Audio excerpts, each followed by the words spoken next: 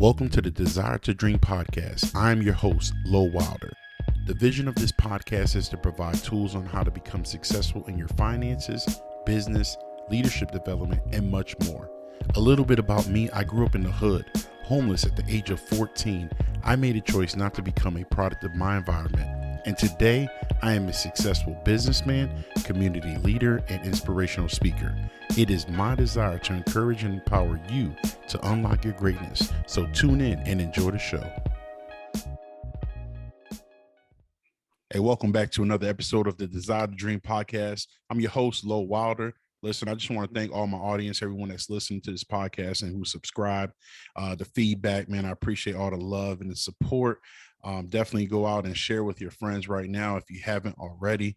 But we drop every Tuesday with some fire, man. Got some great guests on here today. And another, man, one of my homies, my brothers, man, from Hampton University, my fellow teammate. Hey, I was a center for a little bit while he was the quarterback, man. We were killing it freshman year on the scout team, man, putting in the work. My homeboy, man, licensed mental health counselor, motivate the game, just killing it, doing his thing. Derek Brooks. What's going on, my brother? Doing all right, man. How you, baby? Bro, I'm living, man. As you know, you're in that new phase, right? So Yeah. my son's about to be 2 years old, and I know yours is a newborn. Just 5 weeks today, man. We Ooh, 5 weeks today, man. Listen, I just appreciate you, bro, because I know what it's like, man, to be working, right? Yeah. You got that schedule. It's just compact, right? And so we're gonna get in and out, man. We definitely appreciate you and value your time, bro. Kind of share your story, bro. I mean, I played football with you at Hampton. Knew you came from some Roanoke, right, in Virginia. Yeah, so didn't know much about your background, just a little bit about, when you played ball with Pat and all of them, but kind of share a little bit how you ended up at Hampton University. And we'll go from there, bro. Yeah, man. Try to make a long story short. So grew up, with my grandparents. Mother was in prison. Father was not in the picture. Fairly rough in a really rural area. I say Roanoke because that's the closest thing to the town I grew up in, a town called Franklin County, and I was the first Black quarterback after numerous years to kind of come out of that town and play there. So from there, it's funny how I ended up at Hampton. Is honestly when Coach Rose came to my high school and told me about Hampton, I thought he meant the Hamptons up in New York. Like New York City. Right. I thought he meant the Hamptons. But he was coming to see our boy Pat Preston and watching his tape. And he was like, who's the quarterback, right? I didn't know where I was going. I just knew I wanted to play football. First person in my family to go off and go to college. So I didn't know much about the process. I go and ended up Hampton, right? And it was the best thing that ever happened to me.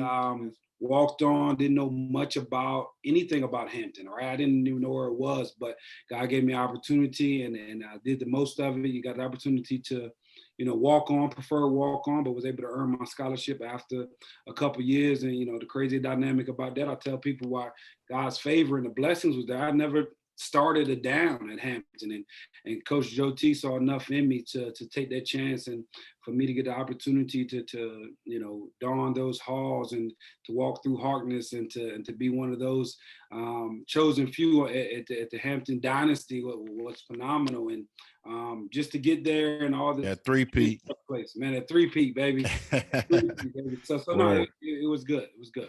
Nah, that's what's up, man. And that's fire because, like, I tell people all the time, man, like Hampton was so competitive, right? Mm-hmm. Coming out of high school, you're an all-star, you doing your thing. And for me, I was a walk-on as well, man. I had the Bill Cosby scholarship, but I was getting recruited all in the Northeast. And I came in like, bro, I'm about to go in here and do my thing.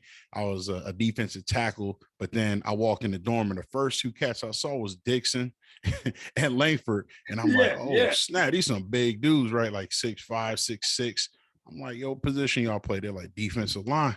Yeah. I'm like, oh man, here we go. Then I met all them other boys, right? But it was so competitive, man. And you brought up I wanted to bring this up because a lot of people don't know. We had three-peat. We had a championship back to back to back.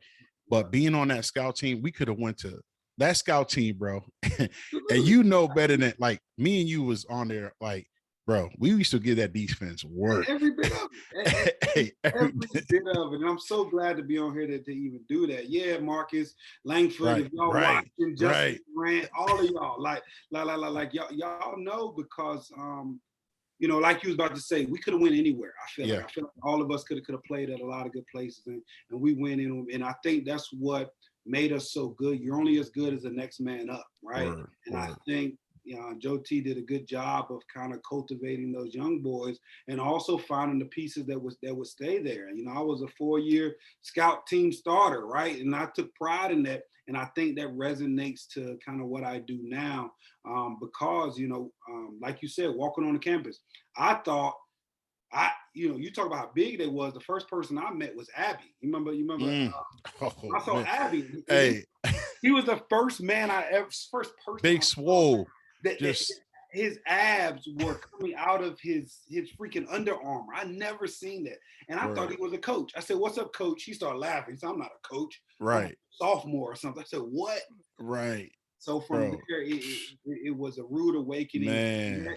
That's kind of what's made me start kind of motivate the game. And what I do is helping athletes to manage their confidence and self-esteem. Because I was athletically, you were too. We were athletically good enough, but there were things within our belief system and with how we believed in ourselves and getting over our past and embracing our future and possibilities that held us back from stepping into all the things we were supposed to be and supposed to do. So our full potential wasn't unlocked. So, with that, that's kind of how I got into where I'm at. Joe T, he loved talent. We had championship teams, but he was big on character. He was big on leadership, and he taught us a lot, man. His philosophy on life, was something that helped us be successful, not only on the field, but off the field as well. Yeah. Word, man. That inner man is what he talked about all the time, and taking care of that. Because if it had not been for football, I probably wouldn't have graduated. I say this, softly, but I wasn't a Hampton person, right? I didn't understand the really nuances of academia and education. I was this country boy from this small town and got the opportunity to go there, but those football and those principles really bleeds into who I am today. And I'll never forget, it was the blue chair meeting at the end of, I think it was my sophomore year. And I had, talked about that whole year, how, I had never been on an airplane. I was going to make it to the tribe. We were going to, in a freshman year, sophomore year, we were going to play in Detroit that first game. And I said, I'm going to make it on the travel team. I don't know how. I'm like 6th string. And they all like, how? And I put that joint up on my wall. And I remember ended up making it and getting on the travel team. And at the end of that year, Joe T at the blue chair meeting, the one-on-one, he was like, I don't know how you did that, what God you praying to, but that was phenomenal to watch. Yeah. And to segue into you talking about character, I couldn't rationalize this then, but I see it now. What I do, this Hall of Fame coach, he said, "You remind me a lot of myself, Brooks." And at the time, I didn't even know what that meant, but now, Joe T, if you ever see this, man, I appreciate you because for real saying that. It's like resonates so much, because he wasn't just throwing words or blowing smoke. So for him to say that, it's huge. Man, legendary. Look, Joe T's career is legendary, man. We had Mike West on, we had Dixon on, and Coach Joe T was just instrumental in all of our lives, man. So shout outs to Joe T, his whole entire family. So, talking about character, man, and we talked about this at Hampton, but we really didn't talk about it a lot. Like, we both had similar stories. My mom went to jail. Your mom was like, we never really used that as a crutch, right? If anything, man, we were both motivated. What helped you, man, throughout that process? Like, staying locked in and having that goal, like, I'm going to go to college.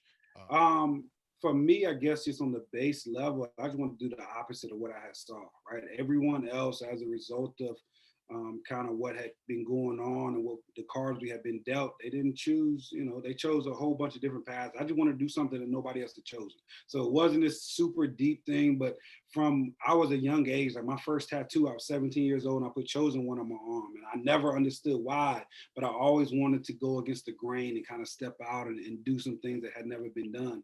And then I met my high school coach when I was around 14, 15, and he instilled a lot of just work ethic and mindset and understanding, who you are. And then from there, it was this thing of I'm gonna be the first. There's a lot of pressure, but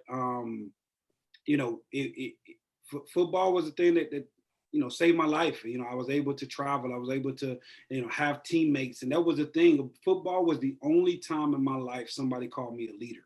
Right, that was the only time. Nowhere else outside. So imagine this kid growing up with this attachment issues, not being able to have his mother, his father, and then you step onto this field, and they not only call you a leader, but they put you in a position that nobody can move till you say something. Bro, that was extremely powerful, and it was so much bigger than playing a sport. For me, it was just a way of life. Like it was a place. Now, did I hate the summers and the hotness? And I tell some of the kids I train, they like football better than I did. I love the camaraderie, the team, the locker room, the leadership, the having a common goal. All those things I recognize from an early age that made me be so, drew me to it.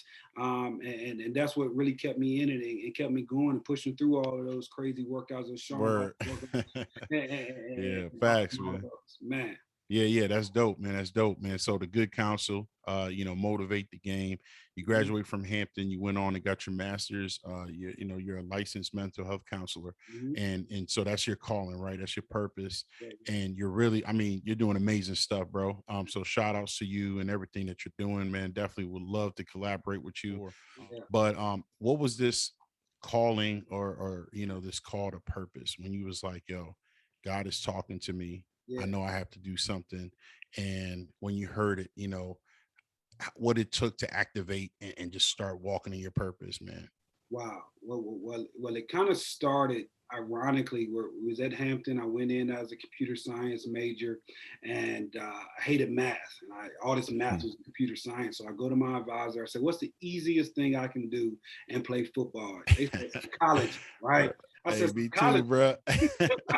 Hey, not for nothing, bro. Them calculus teachers, bro. I couldn't do it, man. I had to change my major a few times, bro. Not at all. So I go into psychology not knowing what it was. Then fast forward, I realized that I just had this subconscious want to help my family, right? And I wasn't able to do that. So I wanted to better understand my mom and my dad and decisions they made. But I also was using football as what we call in the mental health world a defense mechanism called sublimation. So sublimation is when you use something positive to avoid something negative, right? Which is cool, but and see, you're still not processing those things. So fast forward, I get into the mental health field, not knowing what it was about. So I spent the next 9 years just in the field, bouncing around. I worked in Newport News for like 4 years. I moved to Atlanta for like 5 years, and I'm just working in the field, and not really recognizing what I'm doing. When I tried to leave it, it would always bring me back. I tried to be a car salesman. I tried to be a party promoter. I tried to do all these things, but it kept bringing me back.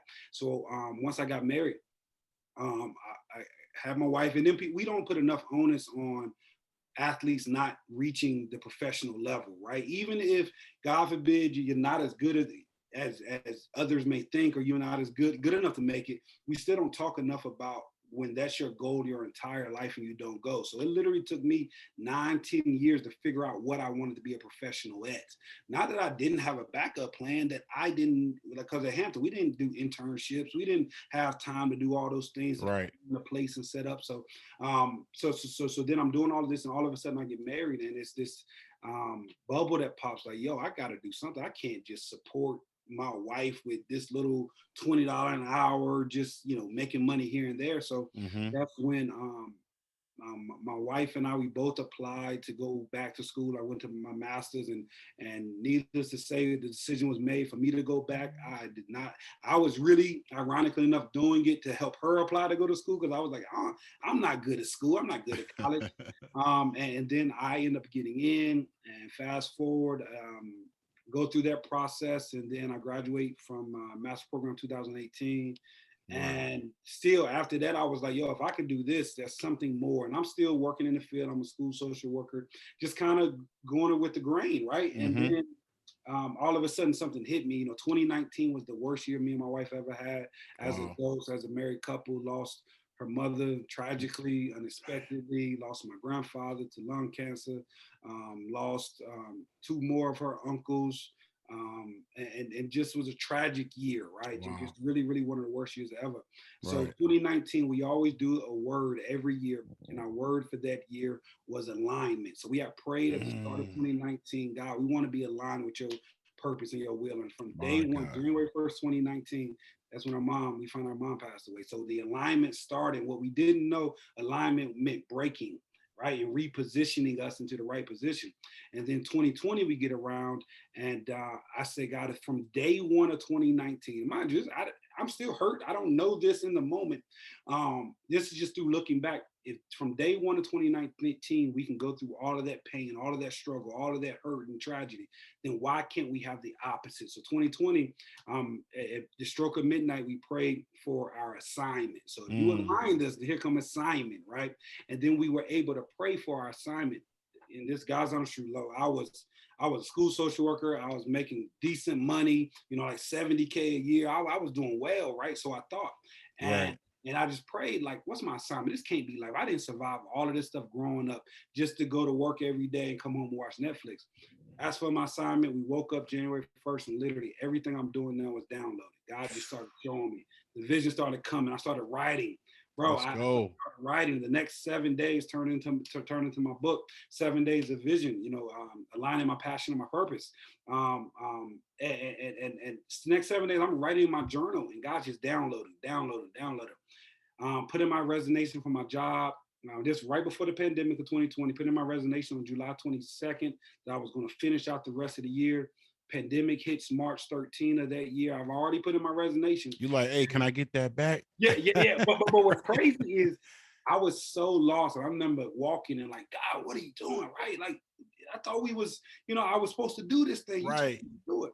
And then I get an email from one of the principals, like in the job I really wanted. It was like a $30,000 pay increase. She had emailed me and was like, yo, this is open. If you want it, you can walk into it. It's COVID.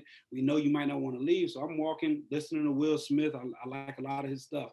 And he talks about getting on a treadmill, and he had already decided he wasn't going to get off the treadmill until he reached however many miles he said.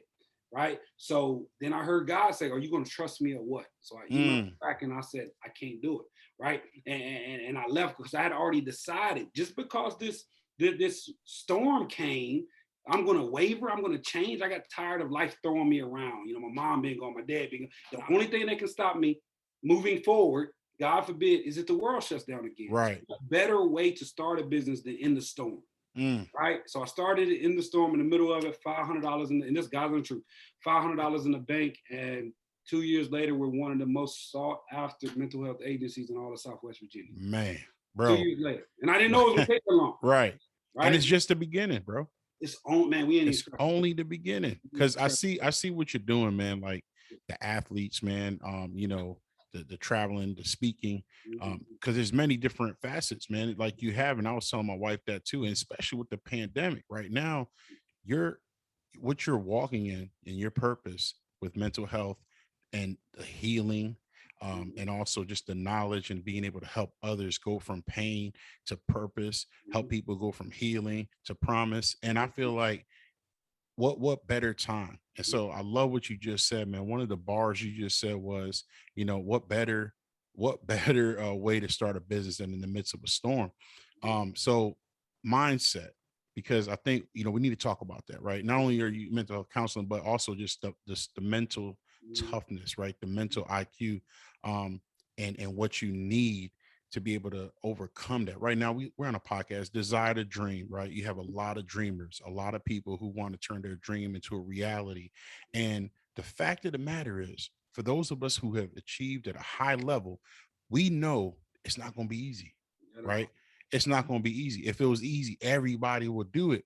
And so we know it's not going to be easy. So let's talk about the mindset and how you can help encourage and empower individuals to trust the process, right?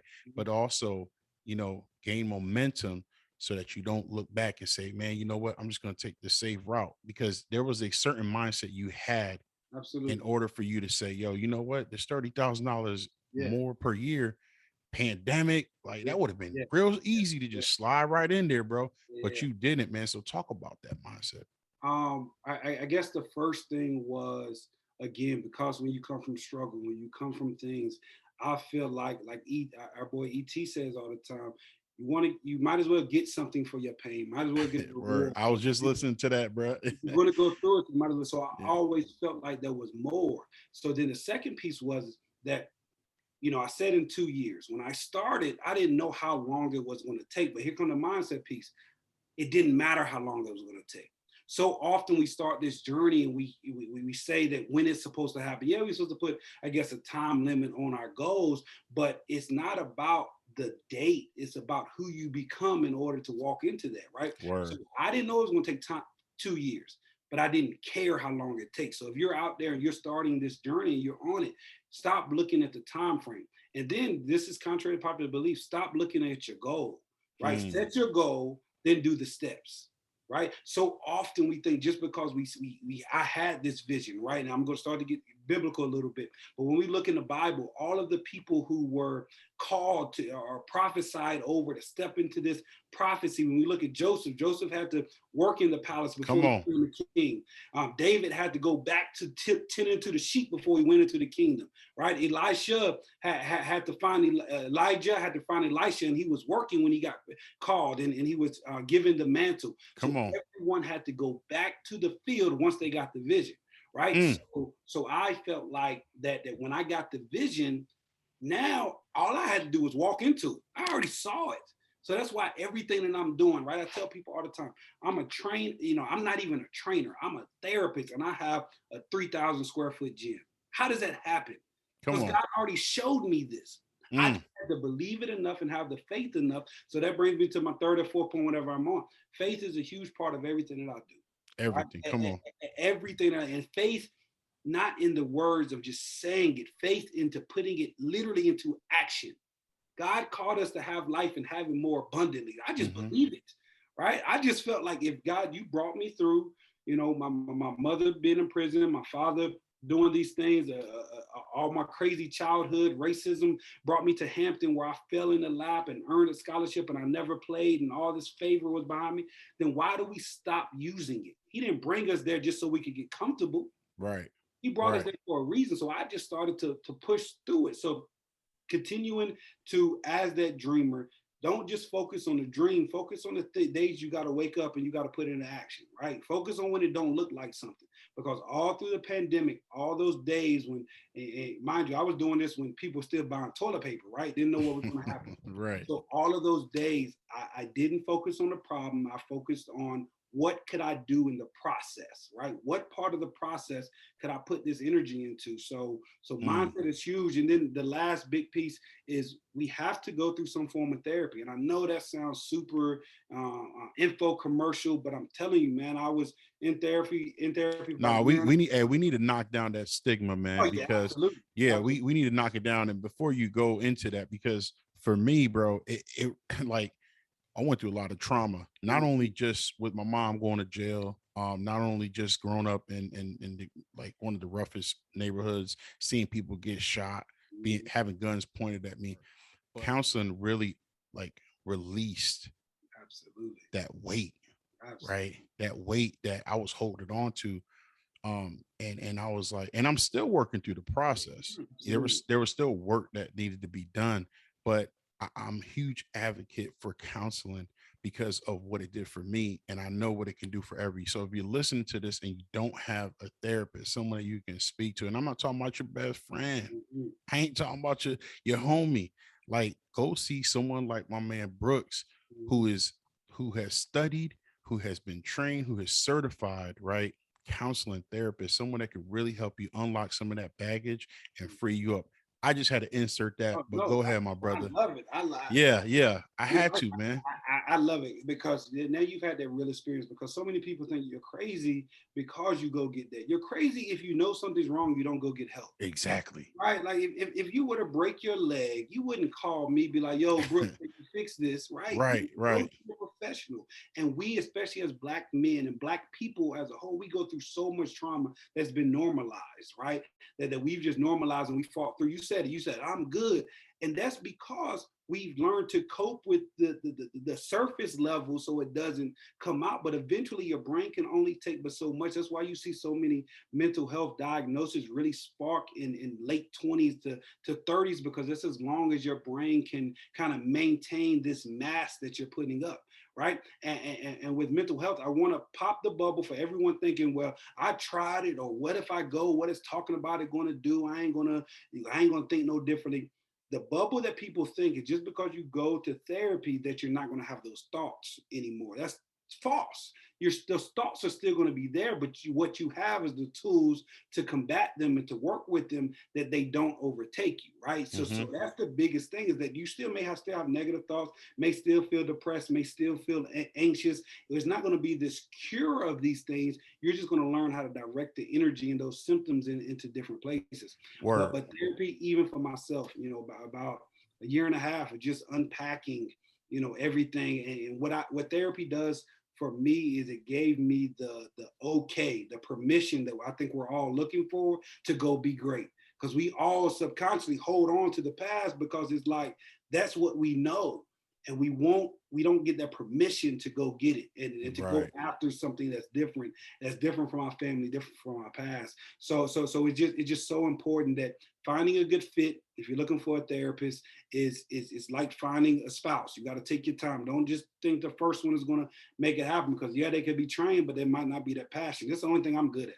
Only thing I'm good at is helping people, right? So I know I'm in my right purpose. So making sure you find a good fit and that you continue to work at it. And this isn't like they're there to fix you. This is my last point. Your therapist isn't there to fix you. They're there to help you to unpack and unlock and get through all of these layers. So you got to do the work. You got to do the work. Y'all are gonna lead them, but they ultimately have to put in the work. And I thought about this, man. Yeah, go ahead. So the realities of life rob you from your imagination. It robs you from dreaming. Like your experiences, the things that you go through, it tells you, now you got to be realistic. Yeah. And I think one of the greatest things, for us, man, is like, yo, when you come from the mud, you like, yo, I've been there before. So even if I fell back to that, I know I can make it through it. But here's the thing about that mindset. And this is what I realized, and I was trapped in this for 25, 30 years, and maybe you can relate. But when you're in survival mode, you're not supposed to be in that mode for your entire life. Right. And what happens is that you begin to, like, that sensor, like that fight or flight mode. Like, cause I was the type of cat, man, if you got me mad, bro, like it was gonna fight, or I'm like, I'm out of here. Like I saw it a few times. Right, yeah. Right. Facts. Yeah. Hampton. Exactly. Right. Yeah. So I was constantly like, boom, fight or flight. And what I realized when I got older, man, I'm like, I'm trying to thrive. Absolutely. I'm trying to excel. I'm trying to go beyond survival mode. Like I'm trying to really live the best version of my life that I can be. But what I realized was that survive, like when I tell people this, if someone put a gun out on you, you should feel anxiety, right? But you shouldn't feel that way. Like if someone cuts you off in the street, right? Like you should be able to control that emotion. And when you don't know how to control that, like you said, bro, over time, 25, 30 years later, you're going to start having these breakdowns because it's like, yo, I don't know what to do. And sometimes you could just be sitting there and boom, panic attack, anxiety attack out of nowhere. Every bit of it. And we talk about it a lot. Self-awareness is the key, right? To so many things, and getting yourself right, mentally, spiritually, emotionally, physically, all of those pieces run together, which is why we were able to connect the dots with Motivate the Game, and mixing sports training and mixing therapy and mixing cognitive training with mental health coaching, is because everyone says when they go to the gym, it's like therapy, but something can't be therapy if you don't have goals and objectives. And that's the other cool thing about a therapist. They are hired to help you become the person that you tell them you want to be. I don't know what else would make you not want to go to something. Like, right. They are invested into your goals and what you want, and they give you objectives to go there. And that's what they do. So it still don't make no sense. But so we were able to create Motivate the Game. And what I recognized was when you're working with people, you're working with individuals, I never understood if we're friends and you tell me that you love watching the Giants every day, right? Or every Sunday. And I told you, nah, man, we got to watch baseball every Sunday when I come to your house because we friends. We wouldn't be friends for very long because we don't share hobbies. So I never understood in the mental health world why we don't go into the hobbies of our clients' world, right? Why don't we incorporate those things? So I saw this drop off of all of these athletes and all these young kids and teenagers who need the services stop going. It was because the mental health professional was trying to make it for them and what they wanted and not meeting them where they were. So we mix these two worlds, meeting our clients, we call them all athletes, meeting them where they are. And now we're getting athletes to open up, speak out, talk about the things that's going on, talk about the stressors like I wish we would have had, because if we would have stepped into the next level, our potential would have been, able to thrive because we weren't holding on to all of that baggage that we didn't know what to do with. Yeah, man. But you know what? That's why we got to trust the process, because you had to go through that so you can help others, reach, go through it to the finish line, man. So shout outs to you, bro, like with Motivate the Game, and really kind of share some of those things that you bring. Like I saw you partnered up with our homeboy, Jacob Crane. Shout out to Coach Crane with Strive for Perfection. And you guys are just doing some great work. So just talk about some of the outreach and what you are doing. You kind of touched a little bit of what the purpose of Motivate the Game, but kind of share some of those things you guys did, man, because it's phenomenal, bro. So with Coach Crane with Strive for Perfection, that's really how we go reach the masses. That's how we bring what we do to athletes all over the country, through Coach Crane's basketball circuits and his combines and his tournaments. That's how we're able to go, and we're able to bring a whole new level of elite cognitive and mental performance to athletics, and also teach athletes about mental health. So that's more of our educational kind of platform. And then here locally, what we do is we're contracted with the local juvenile justice system, and we're one of the top programs that help to divert individuals from going into the juvenile justice system and having to, fall victim to, being in the juvenile detention centers, right? So we're able to work with kids, truancy, substance abuse, all of those things, and kind of give them a new way to kind of manage and cope with those things. We work in the school systems, and then we have that's our clinical side. And our traditional side, we work with your traditional athletes. As you saw Max Garcia. You got shout outs to Max Garcia, man, New York Giant. Welcome to the squad. That's it. So now we have this dynamic where these clinical kids can 8, 9, 10, 15 years old can see that they're in the same program as an NFL player who's getting the same support from their same therapist, right? And I did that intentionally so we could see that we're all on the same spectrum. We're just dealing with things at different times. So being able to work with our traditional athletes, where on that side is not so much clinical or diagnosis driven, is driven more by mindset and cognitive performance. And then I was able to be trained by my guy, Jason Fulco out of Arizona, who's the cognitive guru who taught me all of the pieces and the nuances of helping increase brain speed, decision-making, reaction time, memory, and attention. So now every individual, we're able to use those drills and skills to help manage on-field performance, but also we help with ADHD, trauma, depression, anxiety, because as you start to rewire and work on your brain skills, everything else gets stronger because your brain is a muscle, right? So we just help athletes, and we help our clinical kids and these kids going to juvenile justice system strengthen their brain so they can think better, they can make better decisions. And we use a lot of metaphors and analogies from there. So we travel the country speaking, go to schools, and then here locally, that's what we're doing. So we're always looking, if you're an NFL player watching this, or you're just an adult who want to tap in to unlock some of those pieces, we also do our virtual space that we help take individuals to the next level. Word, man, that's That's fire, bro. If I had one of the DJ Clue bombs, man, I'd drop it right now. Love Yeah, it. yeah, yeah, man. That's what's up, man. Definitely shout outs to you and the wife, man, and everything you guys are doing. In 5, 10 years, what's the plan? What's the goal with Motivate the Game with Derek Brooks, man, the brand, just everything in the next So 5 years? Like, what do you see, bro? next 5 years, man, I want us to be. We're going to be a national brand, right? We're going to be synonymous with sports and mental health, right? So Yeah, the goal is to see NBA logo, NFL logo, right aligned with this lion, right?